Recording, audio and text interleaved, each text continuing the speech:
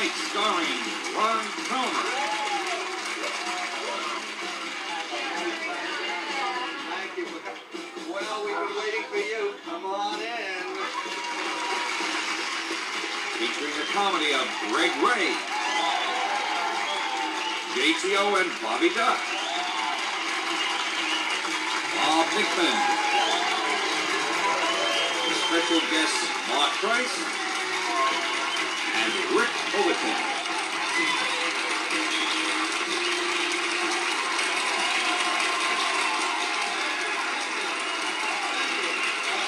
You're too kind. Thank you very much. Thank you, ladies and gentlemen. Good evening and welcome to yet another evening at the Improv. I'm Bud Friedman, your very charming host, and we are delighted to see you all here tonight. We have a great show lined up for you. We have a host. I'm so thrilled to have him with us. He's such a fine dramatic actor, and he's played so many wonderful character roles that, on his own admission, his real face is probably one of the least known faces in show business, and yet his half-man, half-lion character that he portrays on the hit show Beauty and the Beast was recently voted one of the sexiest men in America. Now, there's no need to tell you who the other one was, so we'll go right on with the show, and welcome, if you will, a very fine actor, marvelously talented gentleman, Mr. Ron Perlman. Ladies and gentlemen, Ron!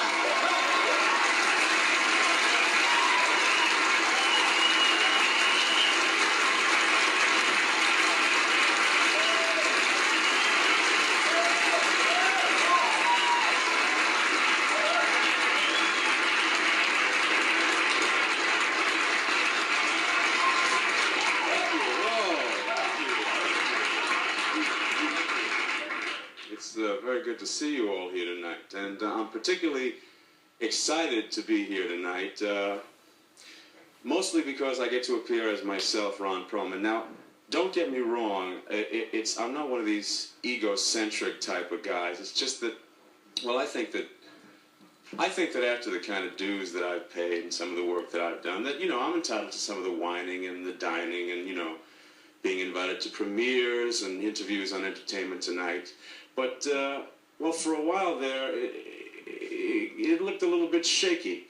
When I first started in this business, I had a very certain refined image that I wanted to project.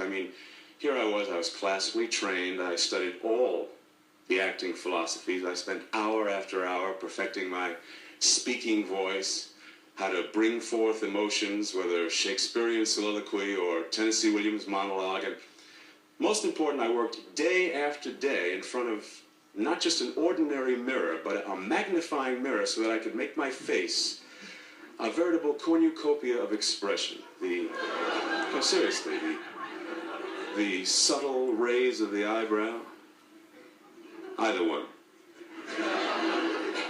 The broad, slow grin, the furrowing of the brow.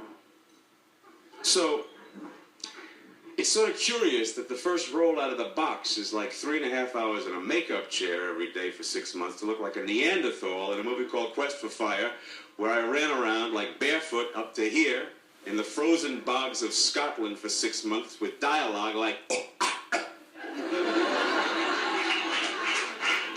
so that people could say to me, which one were you?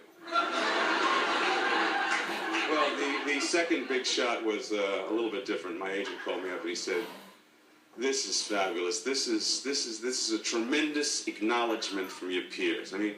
It's a movie version of the best-selling novel, The Name of the Rose, Sean Connery, F. Murray Abraham. You're going to be in a 14th century monastery with all the mystery and the history and the gorgeous, beautiful, elaborate sets and costumes. And I'm thinking, yes, this is what I trained for. The chance to perform in a dramatic, pathos-evoking role with all these fine, great actors. So what is it this time? 5.5 hours in a makeup chair. A haircut that makes Sid Vicious look like he's from Merrill Lynch.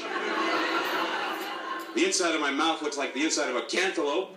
And dialogue like, "Tue et inquinabor aspergi mi spermata." So that people could say, which one were you? Well, all this is, to say that times have definitely changed. I mean, I now have my own series. My agents are constantly fielding inquiries and invitations of all kinds, and not for the aberrations that I've created on the screen, but, you know, for me, for Ron Perlman. And, I mean, the Improv calls and asks if I want to host, and I get to do my own makeup. It only took 2 hours. You like it? You know, I arrive at the club, I park the car, and I walk up to Bud Friedman. I've always been a huge admirer of Bud Friedman's. I shake his hand. He looks me in the eye and he says, "Which one are you?"